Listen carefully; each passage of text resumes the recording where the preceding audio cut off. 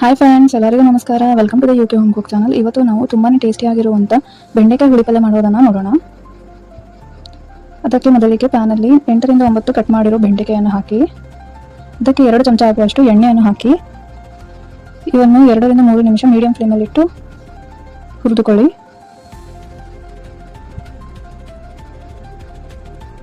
ಚೆನ್ನಾಗಿ ಹುರಿದ ಮೇಲೆ ಇವನ್ನು ಸೈಡಲ್ಲಿ ತೆಗೆದಿಟ್ಟುಕೊಳ್ಳಿ. ಈಗ 1 ಕಪ್ ಆಗುವಷ್ಟು ಕಡಲೆ ಹಿಟ್ಟನ್ನು ತಗೊಳ್ಳಿ ಒಂದು ಬೌಲಲ್ಲಿ. ಅದಕ್ಕೆ 1 ಗ್ಲಾಸ್ ಆಗುವಷ್ಟು ಸ್ವಲ್ಪ ನೀರು ಹಾಕಿ ಇದನ್ನು ಚೆನ್ನಾಗಿ ಮಿಕ್ಸ್ ಮಾಡಿಕೊಳ್ಳಿ.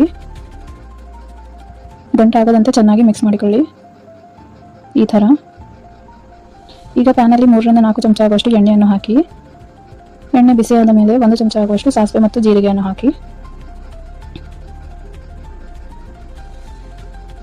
ಸಾಸಿವೆ ಚಟಪಟ ಅಂದ ಮೇಲೆ ಸ್ವಲ್ಪ ಕರಿಬೇವನ್ನು ಹಾಕಿ ಮತ್ತೆ ಅದಕ್ಕೆ 4 ರಿಂದ 5 ಕುಟ್ಟಿರೋ ಬೆಳ್ಳುಳ್ಳಿಯನ್ನು ಹಾಕಿ ಇದನ್ನು ಚೆನ್ನಾಗಿ ಫ್ರೈ ಮಾಡಿಕೊಳ್ಳಿ.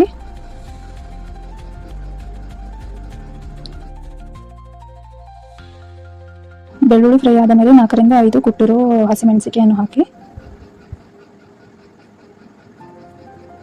ಈ ಥರ ಒಂದು ಪಲ್ಯ ನೀವು ನಿಮ್ಮಲ್ಲಿ ಟ್ರೈ ಮಾಡಿ. ಡಿಫ್ರೆಂಟ್ ಆಗಿರುತ್ತೆ, ಎಲ್ಲರೂ ಇಷ್ಟಪಟ್ಟು ತಿನ್ನುತ್ತಾರೆ.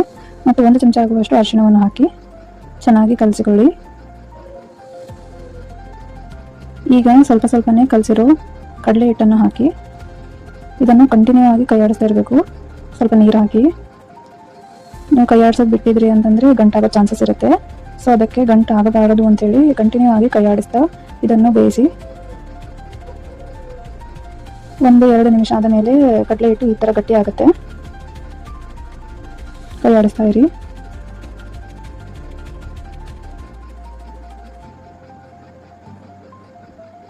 ಈ ಥರ ಗಟ್ಟಿ ಆಗುತ್ತೆ ನೋಡಿ, ಸ್ವಲ್ಪನೂ ಗಂಟೆ ಇಲ್ಲ.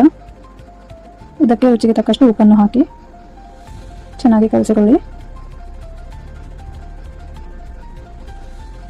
ಇದನ್ನು ಮತ್ತೆ 2 ನಿಮಿಷ ಚೆನ್ನಾಗಿ ಕುದಿಸಿಕೊಳ್ಳಿ. ಅದಾದ ಮೇಲೆ ಇದನ್ನು ಚೆನ್ನಾಗಿ ತಣ್ಣಗಾಗಕ್ಕೆ ಬಿಡಬೇಕು. ಕಡಲೆ ಹಿಟ್ಟು ಕಂಪ್ಲೀಟ್ ಆಗಿ ಆರಿದ ಮೇಲೆ ಇದಕ್ಕೆ ಈಗ ಗ್ಯಾಸ್ ಆನ್ ಮಾಡೋದು ಬೇಕಾಗೋದಿಲ್ಲ. 1 ಗ್ಲಾಸ್ ಆಗುವಷ್ಟು ಮೊಸರಿಂದ ಮಜ್ಜಿಗೆಯನ್ನು ಮಾಡಿಕೊಂಡು ಇದರೊಳಗೆ ಹಾಕಿ ಚೆನ್ನಾಗಿ ಮಿಕ್ಸ್ ಮಾಡಿಕೊಳ್ಳಿ. ಹುರಿದಿರೋ ಬೆಂಡೆಕಾಯನ್ನು ಹಾಕಿ ಅದನ್ನು ಚೆನ್ನಾಗಿ ಮಿಕ್ಸ್ ಮಾಡಿಕೊಳ್ಳಿ. ಸ್ವಲ್ಪ ಕೊತ್ತಂಬರಿಯನ್ನು ಹಾಕಿ ಚೆನ್ನಾಗಿ ಮಿಕ್ಸ್ ಮಾಡಿ. ನಿಮಗೆ ಇನ್ನೂ ತೆಳು ಬೇಕಂದರೆ ನೀವು ಇನ್ನಷ್ಟು ಮಜ್ಜಿಗೆಯನ್ನು ಹಾಕಬಹುದು. ನೋಡಿ ಫ್ರೆಂಡ್ಸ್, ಎಷ್ಟು ಚೆನ್ನಾಗಿ ಬಂದಿದೆ ಅಂತ. ಬೆಂಡೆಕಾಯಿ ಹುಳಿ ಪಲ್ಯ ತಿನ್ನಲು ರೆಡಿಯಾಗಿದೆ. ನಿಮಗೆ ಇಷ್ಟವಾದರೆ ಲೈಕ್ ಮಾಡಿ, ಶೇರ್ ಮಾಡಿ, ಕಮೆಂಟ್ ಮಾಡಿ.